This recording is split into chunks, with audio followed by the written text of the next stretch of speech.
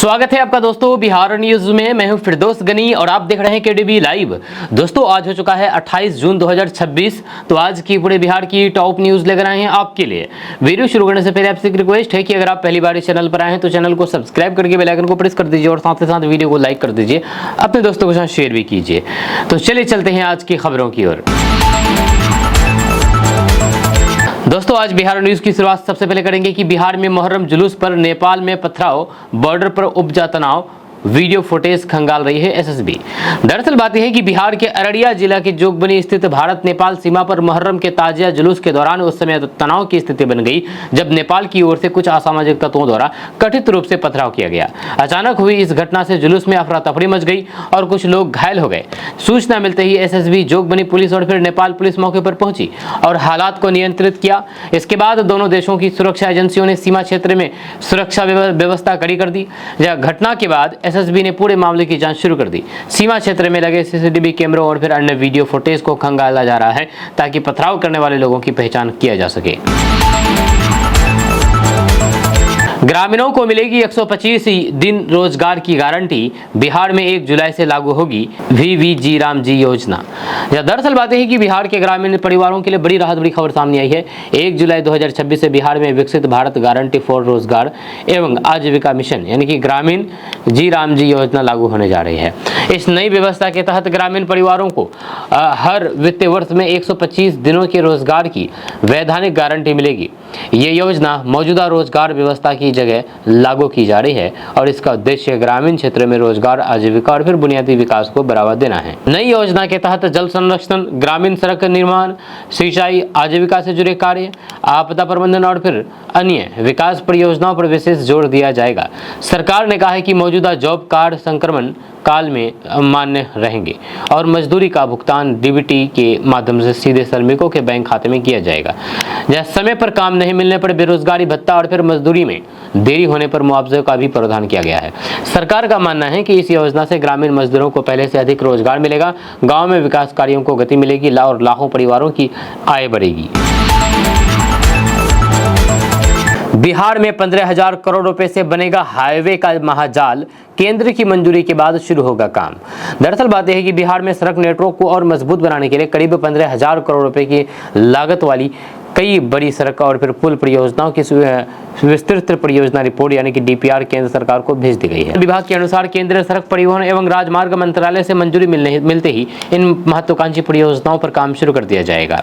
इनमें अरवल बिहार शरीफ सड़क, NH 333 एक कॉरिडोर, राम जानकी मार्ग, नए बाईपास और फिर रेलवे ओवरब्रिज जैसी कई अहम परियोजनाएं शामिल है। सबसे बड़ी परियोजना में 89 किलोमीटर लंबी अरवल बिहार शरीफ सड़क करीब 3844 करोड़ रुपए की लागत से बनाई जाएगी। वहीं पर 146 किलोमीटर लंबी राम जानकी मार्ग पर लगभग 8,671 करोड़ रुपए खर्च किए जाएंगे। इसके अलावा बेतिया, समस्तीपुर, औरंगाबाद और फिर जयनगर में नए बाईपास, कमला नदी पर पुल तथा कई रेलवे ओवरब्रिज के निर्माण की भी योजना है। इन परियोजनाओं से राज्य की यानी कि बिहार की सड़क कनेक्टिविटी मजबूत होगी और फिर लोगों को बेहतर यातायात सुविधा मिलेगी। बिहार में 24 घंटे बंद रहेगी बिजली की ऑनलाइन सेवाएं। ऊर्जा विभाग ने जारी किया अलर्ट। दरअसल बात है कि बिहार की बिजली उपभोक्ताओं के लिए जरूरी खबर सामने आई है। ऊर्जा विभाग ने नई बिलिंग प्रणाली लागू करने और फिर तकनीकी अपग्रेडेशन के कारण 24 घंटे के लिए सभी ऑनलाइन सेवाएं बंद रखने का फैसला किया गया है। विभाग के अनुसार शनिवार रात 8 बजे से रविवार रात 8 बजे तक उत्तर बिहार और फिर दक्षिण बिहार की ऑनलाइन सेवाएं उपलब्ध नहीं रहेंगी। इस दौरान बिजली बिल भुगतान, स्मार्ट मीटर रिचार्ज, नए बिजली कनेक्शन और फिर अन्य डिजिटल सेवाओं का उपयोग नहीं किया जा सकेगा। ऊर्जा विभाग ने बताया है कि इस अवधि में बिजली बिल देखना, ऑनलाइन भुगतान करना, स्मार्ट मीटर रिचार्ज, नए कनेक्शन के लिए आवेदन, लोड बढ़ाने का आवेदन समेत लगभग सभी ऑनलाइन सुविधाएं अस्थायी रूप से बंद रहेंगी। स्मार्ट मीटर उपभोक्ताओं को राहत देते हुए स्पष्ट कर दिया है कि यदि मेंटेनेंस के दौरान किसी उपभोक्ता का बैलेंस खत्म हो जाता है और वह रिचार्ज नहीं कर पाता है तब भी उसकी बिजली आपूर्ति बाधित नहीं की जाएगी। ऊर्जा विभाग का कहना है कि यह कदम नई और फिर अधिक आधुनिक बिलिंग प्रणाली लागू करने के लिए उठाया गया है। अपग्रेडेशन पूरा होने के बाद ऑनलाइन सेवाएं पहले से अधिक तेज, सुरक्षित और फिर भरोसेमंद रहेगी। बिहार कांग्रेस में बड़ी अंदरूनी तलखी, अखिलेश प्रसाद सिंह के बयान पर शकील अहमद खान का पलटवार। दरअसल बात है कि बिहार कांग्रेस में एक बार फिर से अंदरूनी मतभेद खुल करके सामने आ गए हैं। पूर्व प्रदेश अध्यक्ष अखिलेश प्रसाद सिंह के हालिया बयान पर कांग्रेस विधायक दल के पूर्व नेता शकील अहमद खान ने तीखी प्रतिक्रिया दी है। शकील अहमद खान ने कहा कि पार्टी के वरिष्ठ नेताओं को सार्वजनिक मंच से संगठन के खिलाफ बयान देने से बचना चाहिए, क्योंकि इससे कार्यकर्ताओं का मनोबल कमजोर होता है और पार्टी की छवि पर भी असर पड़ता है। ये विवाद उस समय बढ़ा जब अखिलेश प्रसाद सिंह ने प्रदेश संगठन की कार्यशैली और फिर नेतृत्व को लेकर के सवाल उठाए। इसके जवाब में शकील अहमद खान ने कहा कि अगर किसी नेता को कोई शिकायत है तो फिर उसे पार्टी के अंदरूनी मंच पर उठाया जाना चाहिए, न कि मीडिया के माध्यम से। उन्होंने ये भी कहा है कि कांग्रेस को आगामी चुनाव को देखते हुए एकजुट होकर के काम करने की जरूरत है। दोनों नेताओं के बयानों के बाद बिहार कांग्रेस में गुटबाजी की चर्चा तेज हो गई है। हालांकि पार्टी की ओर से इस विवाद पर कोई भी आधिकारिक बयान जारी नहीं किया गया है।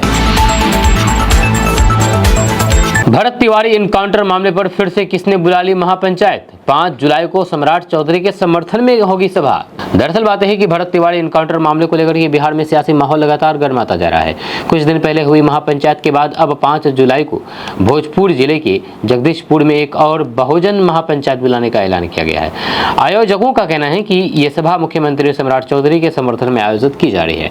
उनका दावा है कि इनकाउंटर मामले को लेकर के सरकार और फिर मुख्यमंत्री को राजनीतिक रूप से घेरने की कोशिश की जा रही है, जिसका जवाब इस महापंचायत के जरिए दिया जाएगा।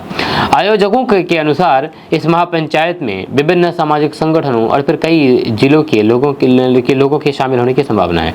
सभा के दौरान भरत तिवारी इनकाउंटर मामले, कानून व्यवस्था और फिर सरकार के पक्ष को लेकर के चर्चा की जाएगी। वहीं पर प्रशासन भी कार्यक्रम को देखते हुए सुरक्षा व्यवस्था को लेकर के सतर्क हो गया है।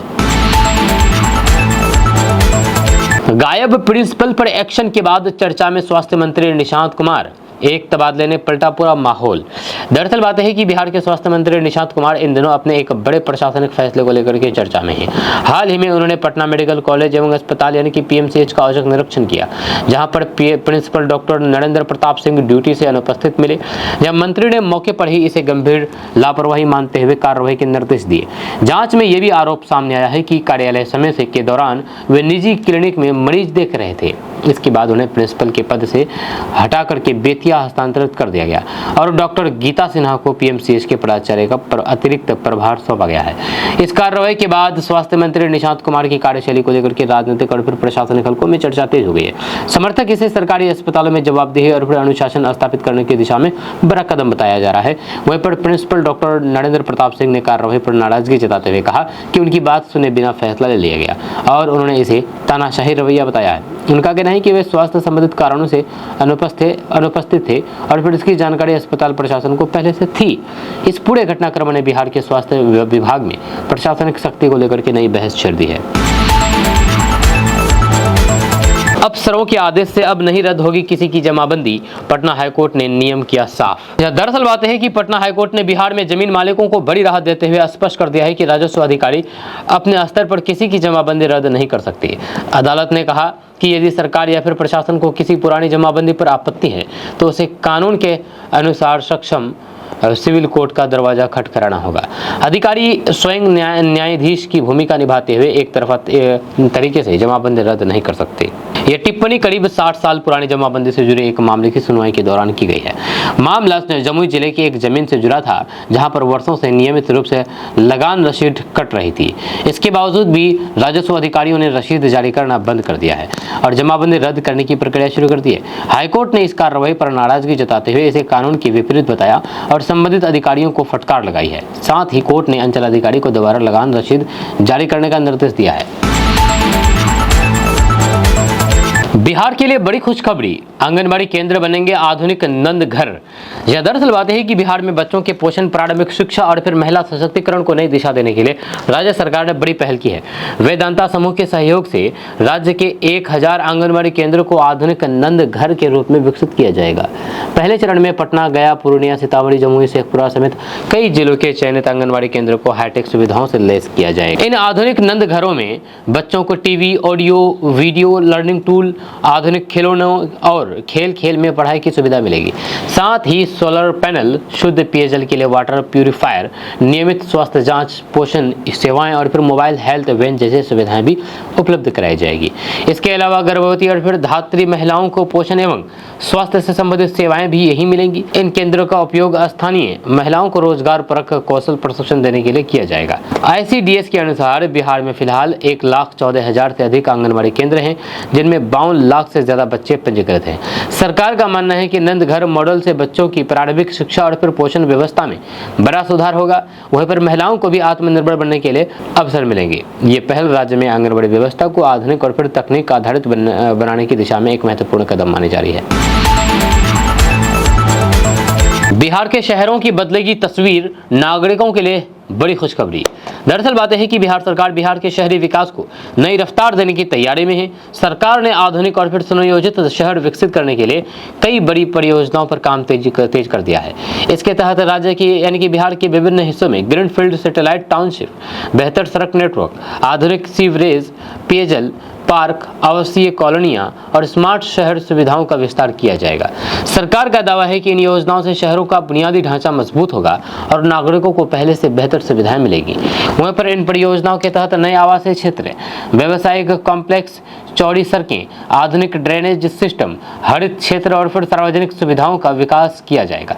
साथ ही ट्रैफिक प्रबंधन, स्वच्छता, जल निकासी और फिर शहरी परिवहन को भी बेहतर बनाने के पर जोर दिया जा रहा है। सरकार का मानना है कि इससे निवेश बढ़ेगा, रोजगार के नए अवसर पैदा होंगे और फिर तेजी से बढ़ते शहरीकरण को व्यवस्थित तरीके से संभाला जा सकेगा। सरकार के अनुसार इन परियोजनाओं को चरणबद्ध तरीके से लागू किया जाएगा और केंद्र सरकार की मंजूरी मिलने के बाद कई परियोजनाओं पर तेजी से काम शुरू होगा। अधिकारियों का कहना है कि आने वाले वर्षों में बिहार के प्रमुख शहर आधुनिक सुविधाओं से लैस होंगे, जिससे नागरिकों का जीवन स्तर बेहतर होगा और राज्य के आर्थिक विकास को भी नई गति मिलेगी। बिहार के युवाओं को खुशखबरी, डेयरी खोलने के लिए सरकार देगी 5 लाख रुपए तक लोन। यह दरअसल बात है कि बिहार सरकार ने युवाओं, किसानों और फिर पशुपालकों को स्वरोजगार से जोड़ने के लिए बड़ा फैसला लिया है। अब डेयरी व्यवसाय शुरू करने के इच्छुक लोगों को सरकारी बैंकों के माध्यम से 5 लाख रुपए तक का लोन उपलब्ध कराया जाएगा। खास बात यह है कि इस लोन पर सरकार स्वयं गारंटर बनेगी, जिससे युवाओं को बैंक से लोन लेने में आने वाली कठिनाइयों का सामना नहीं करना पड़ेगा। सरकार का उद्देश्य राज्य में यानी कि बिहार में दूध उत्पादन बढ़ाने के साथ साथ ग्रामीण क्षेत्रों में रोजगार के नए अवसर पैदा करना है। वहीं पर इसके अलावा राज्य सरकार पहले से संचालित डेयरी योजनाओं के तहत पात्र लाभार्थियों को 2 दुधारू पशुओं की डेयरी यूनिट स्थापित करने के लिए अनुदान भी दे रही है। नई ऋण सुविधाएं मिलने से अधिक युवा अपना डेयरी व्यवसाय शुरू कर सकेंगे। बिहार में जमीन सर्वे खतियान को लेकर के बड़ा अपडेट। दरअसल बात है कि बिहार में चल रहे विशेष भूमि सर्वे के बीच सरकार ने खतियान और फिर भूमि अभिलेखों को लेकर के बड़ा अपडेट जारी कर दिया है। राजस्व एवं भूमि सुधार विभाग ने सर्वे की प्रक्रिया को और तेज करने के लिए बिहार विशेष सर्वेक्षण एवं बंदोबस्त नियमावली 2026 लागू की है। नए नियमों के तहत अब शहरी और फिर नगर क्षेत्रों में भी सर्वे का काम तेजी से आगे बढ़ाया जाएगा, ताकि जमीन का रिकॉर्ड अधिक पारदर्शी और फिर डिजिटल बनाया जा सके। सरकार ने यह भी स्पष्ट कर दिया है कि जिन रैयतों के पास पुराने खतियान, जमाबंदी रसीद या फिर अन्य भूमि दस्तावेज उपलब्ध हैं, वे उन्हें सर्वे के दौरान प्रस्तुत करें। कई मामलों में उपलब्ध अभिलेखों के आधार पर प्रक्रिया आसान होगी, जबकि जिन क्षेत्रों में पुराने रिकॉर्ड उपलब्ध नहीं है, वहां पर राजस्व अधिकारियों द्वारा निर्धारित नियमों के अनुसार जाँच की जाएगी। सरकार का उद्देश्य जमीन विवादों को कम करना और फिर सही मालिक के नाम पर भूमि अभिलेख तैयार करना है। राजस्व विभाग ने रैयतों से अपील की है कि वे सर्वे टीम को पूरा सहयोग करें और समय पर आवश्यक दस्तावेज उपलब्ध कराएं। वहीं पर अधिकारियों का कहना है कि विशेष भूमि सर्वे पूरा होने के बाद राज्य में जमीन से जुड़े रिकॉर्ड पूरी तरह से डिजिटल और फिर अधिक पारदर्शी हो जाएंगे, जिससे भविष्य में खरीद, बिक्री, नामांतरण और फिर अन्य राजस्व कार्यों को लेकर के काफी सुविधाएं मिलेगी। 8वें वेतन आयोग की 5 बड़ी बातें, कर्मचारियों के लिए बड़ी खुशखबरी। दरअसल बात है कि केंद्र सरकार के 8वें वेतन आयोग को लेकर के यानी कि 8 पे कमीशन को लेकर के तैयारियां तेज हो गई है। आयोग विभिन्न कर्मचारी संगठनों, पेंशनर्स और फिर सरकारी विभागों से सुझाव ले रहे हैं। इस बीच कर्मचारियों के लिए कई महत्वपूर्ण अपडेट सामने आए हैं, जिन पर सभी की नजर बनी हुई है। जब पहली बड़ी बात यह है कि 8वें वेतन आयोग के तहत वेतन, पेंशन और फिर भत्ते की समीक्षा की जाएगी। कर्मचारियों की ओर से फिटमेंट फैक्टर बढ़ाने की मांग की गई है, हालांकि अंतिम फैसला अभी नहीं हुआ है। दूसरी बड़ी बात यह है कि कर्मचारी संगठनों ने हाउस रेंट अलाउंस में बढ़ोतरी, वार्षिक वेतन वेतन वृद्धि की दर बढ़ाने और पेंशन नियमों में सुधार जैसे कई सुझाव आयोग को सौंपे हैं। इन सभी प्रस्ताव पर फिलहाल विचार किया जा रहा है और फिर सभी कोई अंतिम निर्णय नहीं लिया गया है। तीसरी बड़ी बात यह है कि यदि नए वेतनमान को पूर्व प्रभाव से लागू किया जाता है तो फिर कर्मचारियों को एरियर यानी कि बकाया राशि मिलने की संभावना बन सकता है। वहाँ पर हालांकि एरियर की राशि और फिर समय सीमा आयोग की अंतिम सिफारिशों और फिर सरकार के फैसले पर निर्भर करेगी।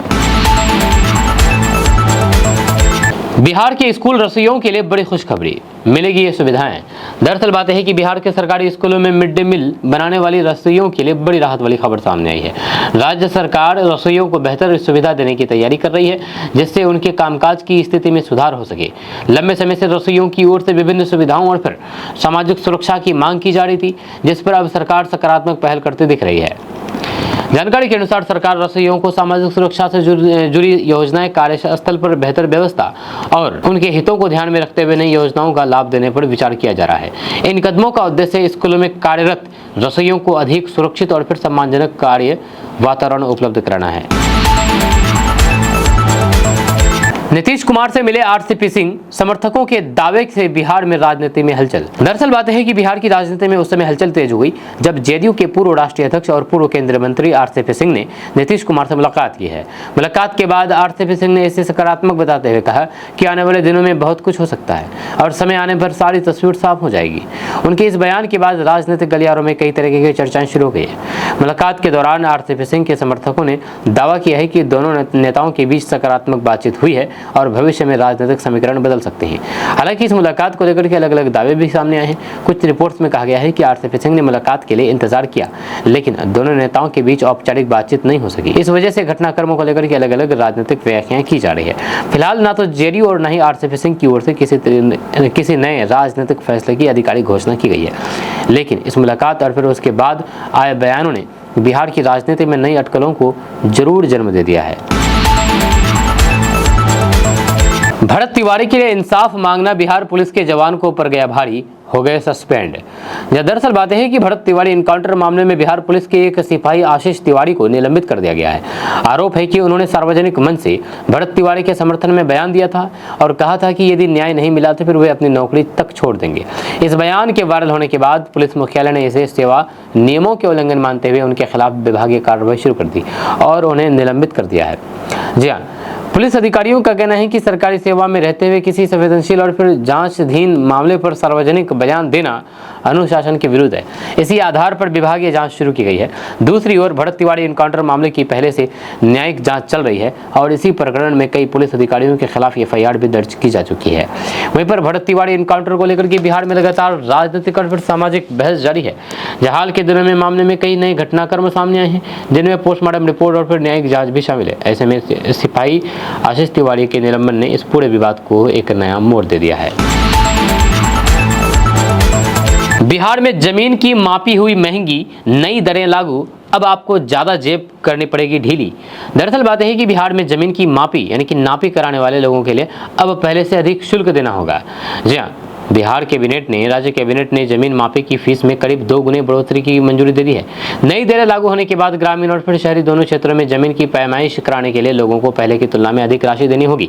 सरकार का कहना है कि लंबे समय के बाद शुल्क में संशोधन किया गया है ताकि राजस्व व्यवस्था को मजबूत बनाया जा सके। आपको बता दूं कि सरकार के अनुसार नई फीस लागू होने के बावजूद भी जमीन मापी की प्रक्रिया को अधिक पारदर्शी और फिर समयबद्ध बनाया जाएगा। पहले से लागू व्यवस्था के तहत निर्विवाद जमीन की मापी 7 कार्य दिवस के विवादित जमीन की मापी 11 कार्य दिवस के भीतर पूरी करने का लक्ष्य रखा गया है। कोसी का कहर, आंखों के सामने घर और फिर सपने निगल रही है नदी। बेलागोट से सियानी तक सैकड़ों परिवार बेघर। दरअसल बात है कि बिहार के सुपौल जिले में कोसी नदी का कटाव एक बार फिर से भयावह रूप ले चुका है। बेलागोट से सियानी गांव तक नदी लगातार जमीन और फिर घरों को अपने आगोश में ले रही है। कई परिवारों के आशियाने देखते ही देखते नदी में समा गए हैं, जबकि सैकड़ों लोग बेघर होकर के सुरक्षित स्थानों की ओर पलायन करने को मजबूर हैं।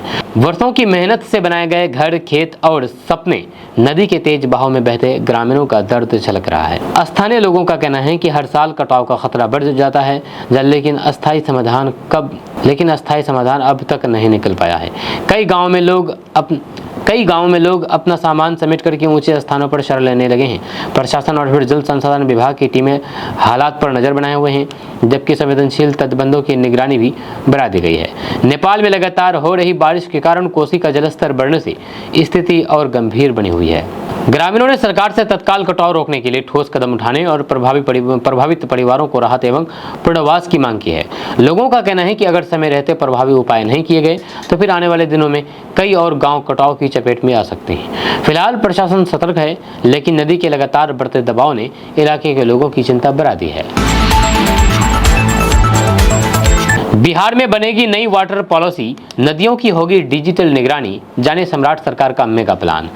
दरअसल बात है कि बिहार सरकार ने बिहार में जल संसाधनों के बेहतर प्रबंधन के लिए नई वाटर पॉलिसी लाने की तैयारी कर रही है। इस नई नीति के तहत नदियों की डिजिटल मॉनिटरिंग की जाएगी ताकि जलस्तर, बाढ़ की स्थिति और नदी के प्रभाव पर रियल टाइम नजर रखी जा सके। इसके अलावा जल संसाधनों के समन्वित प्रबंधन के लिए नई वाटर अथॉरिटी बनाने पर भी विचार किया जा रहा है। जब सरकार का उद्देश्य बाढ़ और फिर सूखे जैसी समस्याओं से बेहतर तरीके से निपटना और जल संसाधनों का प्रभावी उपयोग सुनिश्चित करना है। नई नीति के तहत आधुनिक तकनीक की मदद से नदियों की निगरानी, जल संरक्षण, सिंचाई व्यवस्था में सुधार और फिर भूजल प्रबंधन पर विशेष जोर दिया जाएगा।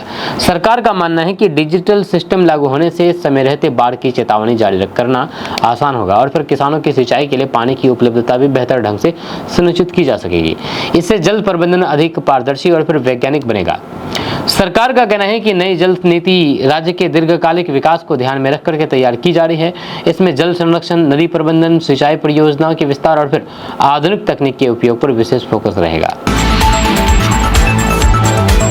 बिहार के युवाओं के लिए खुशखबरी, 2000 मत्स्य सहायकों की होगी भर्ती। दरअसल बात है कि बिहार सरकार ने बिहार के युवाओं के लिए रोजगार का एक और बड़ा अवसर देने की तैयारी शुरू कर दी है। मत्स्य संसाधन विभाग में करीब 2000 मत्स्य सहायकों की भर्ती की जाएगी। सरकार का उद्देश्य मत्स्य पालन को बढ़ावा देना, किसानों को तकनीकी सहायता उपलब्ध कराना और फिर ग्रामीण क्षेत्रों में रोजगार के नए अवसर पैदा करना है। इस भर्ती से राज्य के हजारों युवाओं को सरकारी सेवा में आने का मौका मिलेगा। सरकार के अनुसार नियुक्त किए जाने वाले मत्स्य सहायक गांव-गांव जाकर के मछली पालकों को आधुनिक तकनीक, सरकारी योजनाओं और फिर उत्पादन बढ़ाने के तरीकों की जानकारी देंगे। इसके अलावा मत्स्य पालन से जुड़े प्रशिक्षण, तालाबों के विकास और फिर विभागीय योजना के क्रियान्वयन में भी उनकी महत्वपूर्ण भूमिका होगी। बिहार में पकड़ी गई 2 उज्बेकिस्तानी महिलाएं अवैध रूप से भारत में रहने की आशंका, नेपाल भागने के दौरान धराई। दरअसल बात यह है कि बिहार के पूर्वी चंपारण जिले के रक्सौल स्थित भारत नेपाल सीमा पर सुरक्षा एजेंसियों ने 2 उज्बेकिस्तान की महिला नागरिकों को हिरासत में लिया है, जहां दोनों महिलाएं कथित तौर पर नेपाल जाने की कोशिश कर रही थी। जहां एसएसबी ने भारत नेपाल मैत्री पुल के पास संदिग्ध परिस्थिति में उन्हें रोक करके पूछताछ की, लेकिन संतोषजनक जवाब नहीं मिलने पर हिरासत में लिया गया। प्रारंभिक जाँच में उनके भारत में अवैध रूप से रहने की आशंका जताई जा रही है। पकड़ी गई महिलाओं की पहचान मखफुजा देखनोवा और फिर मफ्तुना किलीचेवा के रूप में हुई है। बिहार में सिपाही भर्ती परीक्षा के लिए 20 स्पेशल ट्रेन चलेगी। रेलवे ने जारी किया रूट चार्ट और पूरा टाइम टेबल। दरअसल बात है कि बिहार पुलिस सिपाही भर्ती परीक्षा में शामिल होने वाले लाखों अभ्यर्थियों के लिए रेलवे ने बड़ी राहत दी है। जब परीक्षा के दौरान ट्रेनों में होने वाली अतिरिक्त भीड़ को देखते हुए पूर्व मध्य रेलवे ने 20 परीक्षा स्पेशल ट्रेनों के संचालन का फैसला किया है। ये ट्रेनें शनिवार और फिर रविवार को विभिन्न रूटों पर चलाई जाएगी ताकि परीक्षार्थी समय पर अपने परीक्षा केंद्र तक पहुंच सके। रेलवे ने इन ट्रेनों का रूट चार्ट और फिर पूरा टाइम टेबल भी जारी कर दिया है। रेलवे के अनुसार पटना, पाटलिपुत्र, दानापुर, बक्सर, भोजपुर, सहरसा, पूर्णिया, बेतिया समेत कई प्रमुख स्टेशनों से स्पेशल ट्रेनों का संचालन होगा। इनमें पटना से बेतिया के लिए रात 9 बजे विशेष ट्रेन रवाना होगी, जबकि पाटलिपुत्र से सहरसा और फिर पूर्णिया के लिए भी अलग अलग परीक्षा स्पेशल ट्रेनें चलाई जाएगी। वहीं पर मुजफ्फरपुर स्टेशन से होकर के 4 स्पेशल ट्रेनें गुजरेंगी। वहीं पर जिससे उत्तर बिहार, कोसी और फिर सीमांचल के हजारों अभ्यर्थियों को इसका सीधा लाभ मिलेगा। केंद्र सरकार का बड़ा फैसला, एलपीजी उपभोक्ताओं के लिए 5 बड़ी खुशखबरियां। दरअसल बात है कि एलपीजी उपभोक्ताओं के लिए केंद्र सरकार ने कई अहम फैसले लिए हैं, जिससे लाखों ग्राहकों को बड़ी राहत मिलने वाली है। नए नियमों के तहत अब जिन उपभोक्ताओं के घर में पीएनजी कनेक्शन लग जाएगा, वह भविष्य में जरूरत पड़ने पर अपना पुराना एलपीजी कनेक्शन दोबारा आसानी से चालू करा सकेंगे। इसके लिए ट्रांसफर वाउचर की सुविधा भी दी जाएगी। सरकार ने कमर्शियल और फिर औद्योगिक एलपीजी सिलेंडरों की सप्लाई पर लगी अस्थायी पाबंदियों की हटा दी है, जिससे होटल, रेस्टोरेंट के और भी कई सारे इसमें प्रतिष्ठान में कोई भी दिक्कत नहीं होगी। वहीं पर घरेलू उपभोक्ताओं के लिए एलपीजी की उपलब्धता पहले की तरह जारी रहेगी, किसी तरह की कमी होने नहीं दी जाएगी। इन नए फैसलों से सबसे अधिक फायदा उन लोगों को होगा जो अक्सर एक शहर से दूसरे शहर में हस्तांतरित होते हैं, यानी कि ट्रांसफर होते हैं। केंद्र सरकार का बड़ा फैसला, राशन दुकानों के लिए 4 नई खुशखबरी। दरअसल बात है कि केंद्र सरकार ने पीडीएस को और अधिक पारदर्शी और फिर प्रभावी बनाने के लिए कई अहम फैसले लिए हैं। जी हां, नए बदलाव का उद्देश्य राशन दुकानदारों की कार्यप्रणाली को आसान बनाना, अनाज की समय पर आपूर्ति सुनिश्चित करना और फिर वितरण व्यवस्था में पारदर्शी बनाना है। इन फैसलों से देश भर के उचित मूल्य की दुकानों से के संचालकों को राहत मिलने की उम्मीद है। दोस्तों, सीमांचल और खासकर किशनगंज के लिए बड़ी खुशखबरी सामने आई है। देश के सबसे संवेदनशील और फिर सामरिक रूप से महत्वपूर्ण चिकन नेक क्षेत्र में चौथे रेल कॉरिडोर के निर्माण की दिशा में बड़ा कदम उठाया गया है। रेलवे बोर्ड की मंजूरी के बाद ठाकुरगंज से चटेहरहाट तक प्रस्तावित नई ब्रॉड गेज रेल लाइन के लिए फाइनल लोकेशन सर्वे और फिर मिट्टी की जांच का काम शुरू कर दिया गया है। ये परियोजना पूरी होने के बाद सीमांचल की रेल कनेक्टिविटी और भी मजबूत होगी। हम आपको इस पूरी खबर के बारे में बताएंगे, उससे पहले आप हमारे इस पेज को फॉलो कर लीजिए इसी तरह खबरें देखने के लिए। दरअसल किशनगंज जिले के ठाकुरगंज क्षेत्र से गुजरने वाली प्रस्तावित नई रेल लाइन को लेकर के रेलवे ने जमीनी स्तर पर काम शुरू कर दिया है। रेलवे द्वारा ठाकुरगंज से चटेहरहाट के बीच करीब 24 किलोमीटर लंबी नई ब्रॉड गेज रेल लाइन के लिए फाइनल लोकेशन सर्वे और फिर मिट्टी की जांच की जा रही है। रेलवे अधिकारियों के अनुसार सर्वेक्षण पूरा होने के बाद विस्तृत परियोजना रिपोर्ट यानी कि डीपीआर तैयार की जाएगी। इसी रिपोर्ट के आधार पर भूमि अधिग्रहण, प्रशासनिक स्वीकृति और निर्माण कार्य की प्रक्रिया आगे बढ़ेगी। फिलहाल प्रस्तावित रेल मार्ग के विभिन्न स्थानों पर बोरहोल ड्रिलिंग करके मिट्टी के नमूने लिए जा रहे हैं। विशेषज्ञ इन नमूनों के माध्यम से जमीन की भार वहन क्षमता, भूवैज्ञानिक संरचना, भूजल स्तर तथा रेलवे ट्रैक, पुल और फिर अन्य संरचनाओं के निर्माण की उपयुक्त का आकलन करेंगे। इसके अलावा संभावित रेलवे स्टेशनों, पुलों, जल निकासी व्यवस्था और यातायात क्षमता का भी अध्ययन किया जा रहा है। प्रारंभिक योजना के अनुसार ये नई rail line Thakurganj railway station की उत्तर दिशा से शुरू होगी। इसके बाद सियालडांगा और धर्मकांटा चौक के बीच NH 327 ई को पार करते हुए बोडो बंगला, छैतनगुड़ी, जोगीटोला, थापो डांगी, डुमरी डांगी, डोआ डांगी और फिर पतला भाषा क्षेत्र से होकर के पश्चिम बंगाल की ओर जाएगी। वहीं पर पतला भाषा घाट के पास चेंगा नदी पर एक नए रेलवे पुल का निर्माण प्रस्तावित है। इस पुल के माध्यम से रेलवे लाइन पश्चिम बंगाल के चटेहरहाट के पास मुख्य रेल मार्ग से जुड़ेगी। हालांकि अंतिम रूट तकनीकी सर्वेक्षण और फिर विशेषज्ञों की रिपोर्ट के बाद ही तय की जाएगी। वहीं पर रेलवे अधिकारियों का मानना है कि इस परियोजना के पूरा होने के बाद चिकन नेक क्षेत्र में रेल कॉरिडोर विकसित होगा। वर्तमान में इस रणनीतिक क्षेत्र में सीमित रेल मार्ग होने के कारण ट्रेनों का दबाव काफी अधिक रहता है। दोस्तों, किशनगंज रेलवे स्टेशन से एक ऐसी तस्वीर सामने आई है जो हादसों को दावत दे रही है। जी हाँ, इस तस्वीर को देख करके आप यही कहेंगे कि आखिर रेलवे ट्रैक में हादसे क्यों हो रहे हैं, क्यों लोगों की जान जा रही है। जैसे कि आप अपने मोबाइल स्क्रीन पर तस्वीर देख सकते हैं। इस तस्वीर में साफ साफ दिख रहा है कि कैसे लापरवाही से रेलवे स्टेशन में एक प्लेटफॉर्म से दूसरे प्लेटफॉर्म में ट्रैक पार करते हुए दिखाई दे रहे हैं। सबसे चिंता की बात यह रही है कि कुछ लोग अपने छोटे छोटे बच्चों को गोद में लेकर के और उनका हाथ पकड़ करके भी रेलवे लाइन पार करते हुए नजर आए। ट्रेनों की लगातार आवाजाही के बीच ये लापरवाही कभी भी बड़े हादसे में बदल सकती है। जी हाँ, हम आपको इस पूरी खबर के बारे में बताएंगे विस्तार से, डिटेल से। उससे पहले आप हमारे इस पेज को फॉलो कर लीजिए इसी तरह खबरें देखने के लिए। दरअसल बात है कि किशनगंज रेलवे स्टेशन पर सुरक्षा नियमों की लगातार अनदेखी की जा रही है। स्टेशन पर यात्रियों की सुविधा के लिए फुट ओवर ब्रिज की व्यवस्था होने के बावजूद कई लोग प्लेटफॉर्म बदलने के लिए सीधे रेलवे ट्रैक पार करते देखे गए हैं। जब वायरल तस्वीरें और फिर प्रत्यक्षदर्शियों के अनुसार कई यात्री समय बचाने के उद्देश्य से अपनी जान जोखिम में डाल करके पटरी पार कर रहे थे। सबसे हैरानी वाली बात यह रही है कि कुछ परिवार अपने छोटे बच्चों के साथ भी ट्रैक पार करते दिखाई दिए। कोई बच्चे को गोद में लेकर के पटरी पार कर रहा था तो फिर कोई उसका हाथ पकड़ करके रेलवे लाइन पार कर रहा था। ऐसे समय में जब किसी भी दिशा से ट्रेन आ सकती है, ये लापरवाही बेहद खतरनाक साबित हो सकती है। वहीं पर स्थानीय लोगों का कहना है कि किशनगंज रेलवे स्टेशन पर यह समस्या नहीं है। लंबे समय से कुछ यात्री फुट ओवर ब्रिज का इस्तेमाल करने के बजाय सीधे ट्रैक पार करना आसान समझते हैं। कई बार रेलवे और फिर RPF की ओर से चेतावनी देने के बावजूद भी इस आदत में कोई भी खास बदलाव नहीं आया है। रेलवे विशेषज्ञों का कहना है कि रेलवे ट्रैक कभी भी पैदल पार करने की जगह नहीं होता, या किसी भी समय तेज रफ्तार ट्रेन आ सकती है।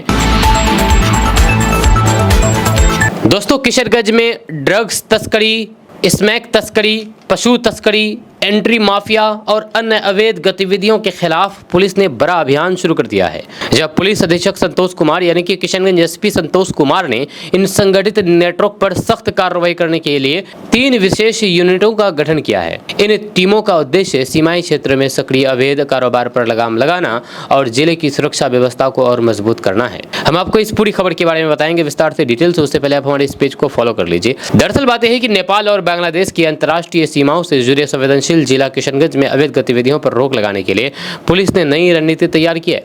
पुलिस अधीक्षक संतोष कुमार के निर्देश पर 3 विशेष यूनिटों का गठन किया गया है जो ड्रग्स तस्करी, पशु तस्करी, एंट्री माफिया, जीएसटी फ्रॉड और फिर सीमा पार होने वाली अन्य अवैध गतिविधियों के खिलाफ लगातार कार्रवाई करेंगी।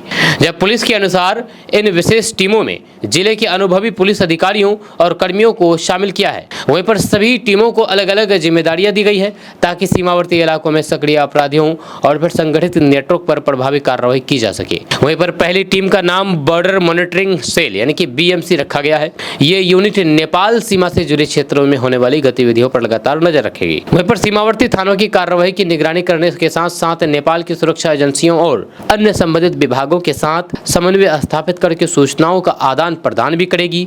इसका मुख्य उद्देश्य सीमा पार होने वाली अवैध गतिविधियों पर समय रहते कार्रवाई करना है। वहीं पर दूसरी team special intelligence and raiding team यानी कि SIRT है, जिसका नेतृत्व SDPO 1 खुसरू सिराज को सौंपा गया है। ये टीम विशेष रूप से राष्ट्रीय राजमार्ग यानी कि NH 27 और NH 327A पर सक्रिय एंट्री माफिया, पशु तस्करी और अन्य संगठित अपराधों पर निगरानी रखेगी। आवश्यकता पड़ने पर यह टीम गुप्त सूचना के आधार पर छापेमारी भी करेगी। दोस्तों, पैगंबर हजरत मोहम्मद सल्लल्लाहु अलैहि वसल्लम को लेकर के कथित आपत्तिजनक बयान का मामला अब किशनगंज तक पहुंच गया है। इस मामले में कुछ लोगों ने टाउन थाना पहुंच करके लिखित आवेदन सौंपा है और भाजपा नेत्री नाजिया इलाही के खिलाफ FIR दर्ज करके कानूनी कार्रवाई की मांग की है। फिलहाल पुलिस को आवेदन दे दिया गया है और अब आगे की कार्रवाई पुलिस जांच के बाद तय होगी। हम आपको इस पूरी खबर के बारे में बताएंगे विस्तार से डिटेल से, उससे पहले आप हमारे इस पेज को फॉलो कर लीजिए इसी तरह खबरें देखने के लिए। दरअसल बात है कि किशनगंज में पैगंबर हजरत मोहम्मद को लेकर के आपत्तिजनक बयान के मामले में कार्रवाई की मांग उठी है। इस संबंध में शुक्रवार को टाउन थाना किशनगंज में एक लिखित आवेदन देकर के प्राथमिकी दर्ज करने और कानूनी कार्रवाई की मांग की गई है। आवेदन में आरोप लगाया गया है कि नाजिया इलाही खान द्वारा पैगंबर हजरत मोहम्मद के खिलाफ के संबंध में कथित रूप से आपत्तिजनक टिप्पणी की गई, जिससे मुस्लिम समुदाय की धार्मिक भावनाएं आहत हुई है। जब आवेदन में यह भी कहा गया है कि संबंधित बयान सोशल मीडिया और अन्य प्लेटफॉर्म पर व्यापक रूप से प्रसारित हो रहा है। जब आवेदनकर्ताओं ने थाना प्रभारी से अनुरोध किया है कि उपलब्ध तथ्यों और फिर साक्ष्यों के आधार पर मामले की निष्पक्ष जांच कराई जाए। यदि जांच में कोई भी संज्ञेय अपराध बनता है तो फिर संबंधित व्यक्ति के विरुद्ध FIR दर्ज करके विधि सम्मत कठोर कार्रवाई की जाए। आवेदन में यह भी कहा गया है कि ऐसे मामलों पर समय रहते कानूनी कार्रवाई की जाए ताकि सामाजिक सौहार्द, आपसी भाईचारा और शांति व्यवस्था बनी रहे तथा भविष्य में कोई भी व्यक्ति किसी धर्म या फिर धार्मिक महापुरुष के संबंध में आपत्तिजनक टिप्पणी करने से बचें। इस मौके पर टीम मास्टर मुजाहिद के प्रवक्ता डॉक्टर नूर आलम, नौशाद कामिल और गुलाम जिलानी सहित अन्य लोग भी मौजूद रहे। सभी ने प्रशासन से कानून के दायरे में रहते हुए निष्पक्ष और फिर त्वरित कार्रवाई की मांग की है। फिलहाल टाउन थाना पुलिस को आवेदन सौंप दिया गया है। अभी तक इस मामले में पुलिस की ओर से FIR दर्ज होने या फिर किसी प्रकार की आधिकारिक कार्रवाई की पुष्टि नहीं की गई है। अब आगे की प्रक्रिया पुलिस जांच और फिर उपलब्ध साक्ष्यों के आधार पर तय होगी। दोस्तों, जीविका दीदियों की चाय पत्ती किशनगंज की पहचान बन गई है। किशनगंज की नई पहचान बनी है। जी हाँ, महानंदा चाय अब एक ब्रांड बन चुका है जो कि किशनगंज की है। जी हाँ, बिहार में जीविका दीदियाँ अब चाय उत्पादन के क्षेत्र में भी अपनी पहचान बना रही है। जीविका दीदियों ने रसोई, सिलाई, पशुपालन, नर्सरी, लघु एवं कुटीर उद्योग के साथ साथ अब उन्होंने दूसरे अन्य कई क्षेत्रों में भी अपनी उपस्थिति दर्ज करा दी है। यह नई बानगी के तौर पर किशनगंज के पोठिया प्रखंड में इन दीदियों के हाथों चाय पत्ती फैक्ट्री के संचालन के रूप में देखा जा सकता है। इस फैक्ट्री में दीदियों ने अपनी दक्षता के बल पर न सिर्फ रोजगार के नए अवसर सृजित किए हैं, बल्कि दूसरों की जीविका का भी एक सशक्त माध्यम खड़ा किया है। हम आपको इस पूरी खबर के बारे में बताएंगे विस्तार से, डिटेल से। उससे पहले आप हमारे इस पेज को फॉलो कर लीजिए इसी तरह खबरें देखने के लिए। दरअसल बात यह है कि किशनगंज के पोठिया ब्लॉक में समूह से जुड़ी दीदियां महानंदा एफपीसी यानी कि महिला एग्रो प्रोड्यूसर कंपनी लिमिटेड की ओर से संचालित टी प्रोसेसिंग एंड पैकेजिंग इकाई के सहारे व्यापक स्तर पर चाय पत्ती का उत्पादन कर रही है। इस काम से दीदियों को आकर्षक तौर पर लाखों की आमदनी भी हो रही है। महानंदा चाय पत्ती अमेजॉन जैसे बड़े ऑनलाइन प्लेटफॉर्म पर भी उपलब्ध है। आपको बता दूं कि साल 2002 में स्वर्ण जयंती ग्राम स्वरोजगार योजना के तहत जिला ग्रामीण विकास अभिकरण किशनगंज को एक विशेष परियोजना की स्वीकृति की गई थी। इसे देखते हुए साल 2010 में किशनगंज के पोठिया प्रखंड के कुसियारी पंचायत स्थित कालिदास किस्मत में करीब 10 एकड़ भूमि पर 9 करोड़ 64 लाख रुपए की लागत से बिहार सरकार ने एक चाय कारखाना स्थापित किया है। कारखाने की स्थापना का उद्देश्य चाय पत्ता की खेती और पत्ता तोड़ने वालों स्थानीय किसानों के संघ के माध्यम से कारखानों का संचालन करना था। इसी बीच जीविका के माध्यम से महानंदा संघ बनाने का निर्णय लिया गया। दोस्तों, किशनगंज में नए छात्रावास बनाने की योजना को मंजूरी दे दी है।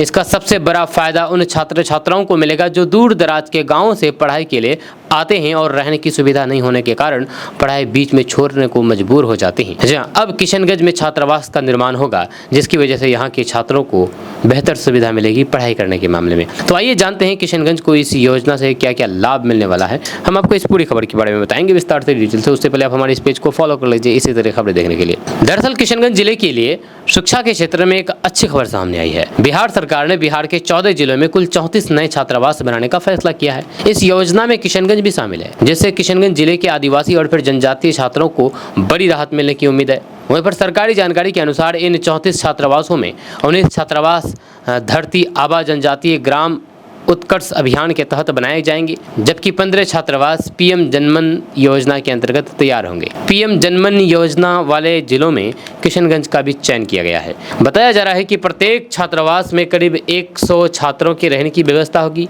यहाँ रहने वाले विद्यार्थियों को सुरक्षित आवास के साथ पढ़ाई के लिए बेहतर माहौल उपलब्ध कराया जाएगा। किशनगंज जैसे सीमावर्ती जिले में बड़ी संख्या में ऐसे छात्र हैं जो दूर दराज के गाँव से स्कूल और फिर कॉलेज की पढ़ाई करने के लिए आते हैं। रहने की सुविधा नहीं होने के कारण कई छात्र अपनी पढ़ाई बीच में छोड़ देते हैं या फिर रोज लंबी दूरी तय करने को मजबूर होते हैं। ऐसे में नए छात्रावास बनने से हजारों विद्यार्थियों को सीधा लाभ मिलने की संभावना है। इस योजना का सबसे बड़ा फायदा आर्थिक रूप से कमजोर परिवारों के बच्चों को मिलेगा। सुरक्षित रहने की व्यवस्था मिलने से छात्र अपनी पढ़ाई पर बेहतर ढंग से ध्यान दे सकेंगे। साथ ही अभिभावकों की चिंता भी कम होगी। शिक्षा से जुड़े लोगों का मानना है कि यदि इस योजना का निर्माण कार्य समय पर पूरा हो जाता है तो फिर किशनगंज में जनजातीय और फिर दूरस्थ क्षेत्रों के विद्यार्थियों की शिक्षा को नई मजबूती मिलेगी। दोस्तों, किशनगंज में एक महिला पुलिसकर्मी को इसलिए सस्पेंड कर दिया गया क्योंकि मुहर्रम में ड्यूटी के दौरान मोबाइल चला रही थी। जब मुहर्रम में ड्यूटी के दौरान मोबाइल चलाने की वजह से किशनगंज में एक महिला सिपाही को सस्पेंड कर दिया गया है। ये कार्रवाई किशनगंज एसपी ने किया है। दरअसल बात यह है कि किशनगंज में मुहर्रम पर्व के दौरान ड्यूटी में लापरवाही बरतने पर पुलिस अधीक्षक संतोष कुमार ने बड़ी कार्रवाई की है। ड्यूटी के दौरान मोबाइल फोन और फिर एयरफोन का इस्तेमाल करती मिली एक महिला सिपाही को तत्काल प्रभाव से निलंबित कर दिया है। साथ ही पूरे मामले की विभागीय जांच के आदेश भी जारी कर दिए हैं। हम आपको इस पूरी खबर के बारे में बताएंगे विस्तार से, डिटेल से। उससे पहले आप हमारे इस पेज को फॉलो कर लीजिए इसी तरह खबरें देखने के लिए। दरअसल बात यह है कि किशनगंज में मुहर्रम पर्व को लेकर के पुलिस प्रशासन पूरी तरह से अलर्ट मोड में है। इसी बीच ड्यूटी में लापरवाही का एक मामला सामने आने के बाद पुलिस अधीक्षक संतोष कुमार ने सख्त रुख अपनाते हुए एक महिला सिपाही को तत्काल प्रभाव से निलंबित कर दिया है। जानकारी के अनुसार 26 जून की दोपहर करीब 12:15 पर पुलिस अधीक्षक संतोष कुमार शहर में मुहर्रम पर्व के मद्देनजर सुरक्षा व्यवस्था और विधि व्यवस्था की तैयारी का निरीक्षण कर रहे थे। इसी दौरान किशनगंज थाना क्षेत्र के सौदागर पट्टी चौक पर ड्यूटी पर तैनात महिला सिपाही अनुप्रिया कुमारी मोबाइल फोन और ईयरफोन का इस्तेमाल करते हुए पाई गई। पुलिस अधीक्षक के अनुसार मौके पर मौजूद वरिष्ठ अधिकारियों द्वारा बुलाए जाने के बावजूद महिला सिपाही मोबाइल में व्यस्त रही और उन्होंने तत्काल कोई भी प्रतिक्रिया नहीं दी। निरीक्षण के दौरान ये भी पाया गया है कि वे ड्यूटी के दौरान कुर्सी पर बैठी थीं और अपनी जिम्मेदारियों के प्रति अपेक्षित सतर्कता नहीं दिखा रही थी। पुलिस विभाग ने इस व्यवहार को ड्यूटी के प्रति गंभीर लापरवाही, अनुशासनहीनता और विभागीय आदेशों का उल्लंघन माना है। मुहर्रम जैसे संवेदनशील पर्व के दौरान पुलिसकर्मियों को पूरी सतर्कता के साथ ड्यूटी करने के स्पष्ट निर्देश पहले से ही जारी किए गए थे। बिहार पुलिस मुख्यालय और जिला प्रशासन ने भी कहा था कि ड्यूटी के समय पुलिसकर्मी बिना आवश्यकता मोबाइल फोन या फिर अन्य इलेक्ट्रॉनिक उपकरणों का इस्तेमाल नहीं करेंगे। इन निर्देशों की अनदेखी को गंभीरता से लेते हुए पुलिस अधीक्षक संतोष कुमार ने महिला सिपाही अनुप्रिया कुमारी को 26 जून से तत्काल प्रभाव से निलंबित कर दिया है। दोस्तों, बिहार में मानसिक स्वास्थ्य व्यवस्था को लेकर के एक बड़ी पहल सामने आई है।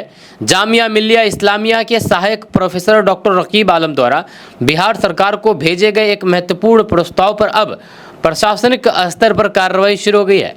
जानकारी के अनुसार मुख्य सचिव ने इस पत्र को गृह विभाग को भेजा, जिसके बाद गृह विभाग ने इसे स्वास्थ्य विभाग को अग्रसारित कर दिया। यदि इस प्रस्ताव पर सरकार सकारात्मक फैसला लेती है तो आने वाले समय में बिहार के अलग अलग सरकारी कार्यालयों में क्लिनिकल साइकोलॉजिस्ट की नियुक्ति का रास्ता खुल सकता है। हम आपको इस पूरी खबर के बारे में बताएंगे विस्तार से, डिटेल से। उससे पहले आप हमारे इस पेज को फॉलो कर लीजिए इसी तरह खबरें देखने के लिए।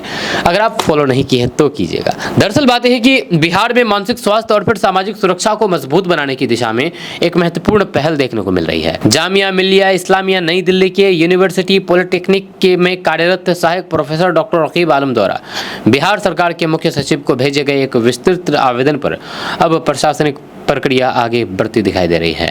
डॉक्टर रकीब आलम ने अपने आवेदन में राज्य के प्रत्येक पंचायत, पुलिस थाना, न्यायालय, विद्यालय, महाविद्यालय, विश्वविद्यालय, अस्पताल, आयोग और अन्य सरकारी संस्थानों में क्लिनिकल साइकोलॉजिस्ट की नियुक्ति की मांग की है। उनका तर्क है कि प्रशिक्षित क्लिनिकल साइकोलॉजिस्ट मानसिक स्वास्थ्य से जुड़ी समस्याओं की पहचान करने, लोगों को परामर्श देने और मानसिक स्वास्थ्य सेवाओं को मजबूत बनाने में महत्वपूर्ण भूमिका निभा सकते हैं। मिल रही जानकारी के अनुसार इस आवेदन को बिहार के मुख्य सचिव ने गंभीरता से लेते हुए गृह विभाग को भेजा है। इसके बाद गृह विभाग ने इस प्रस्ताव को स्वास्थ्य विभाग के पास विचार के लिए अग्रसारित कर दिया है। इससे ये संकेत मिलता है कि सरकार के स्तर पर इस विषय पर विचार विमर्श शुरू हो चुका है। हालांकि अभी तक बिहार सरकार की ओर से क्लिनिकल साइकोलॉजिस्ट की नियुक्ति को लेकर के कोई भी अंतिम निर्णय या फिर आधिकारिक घोषणा नहीं की गई है, लेकिन प्रशासनिक स्तर पर आवेदन का विभिन्न विभागों में भेजा जाना इस पहल को एक महत्वपूर्ण कदम माना जा रहा है।